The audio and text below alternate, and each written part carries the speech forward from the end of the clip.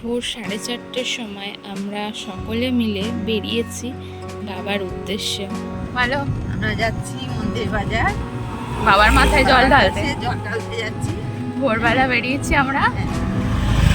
পারমিতা, এইখানে সুস্মিতা, আর এইখানে হচ্ছে আমি। আমরা ওখানে কালকে রাত্রিরে সবাই চলে গেছে, আর আজকে আমরা যাচ্ছি।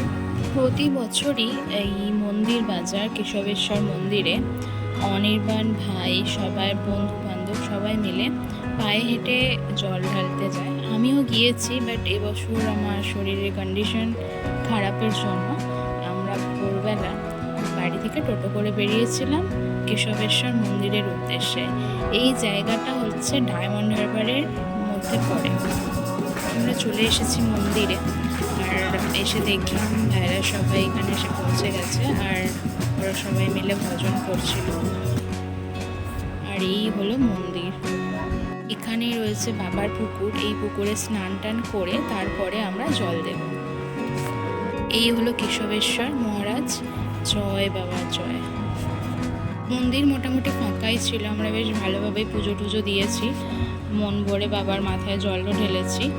আর তারপরে আমরা ওখানে একটু টিফিন করে আর বাড়ি চলে এসেছিলাম। আমাদের বাড়ি থেকে এই মন্দিরের ডিস্টেন্স প্রায় 17 থেকে 18 কিলোমিটার।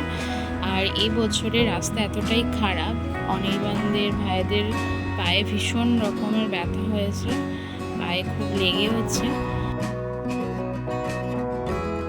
এটা পুজো দিয়ে কেমন লাগলো? প্রতি বছরই জল ঢালার পরে এই দোকানে এসে পেটাই পরোটা তেলে ভাজা সব খাওয়া হয়, তো এবছরও হয়েছে। আমাদের পুজো দেওয়া শেষ, আমরা এবার বাড়ি ফিরছি ক্লান্তটা করে। না, একদমই ক্লান্ত না, এখনো এনার্জি রয়েছে। তুমি ক্লান্ত? কত কিছু খেলাম বলো আমরা।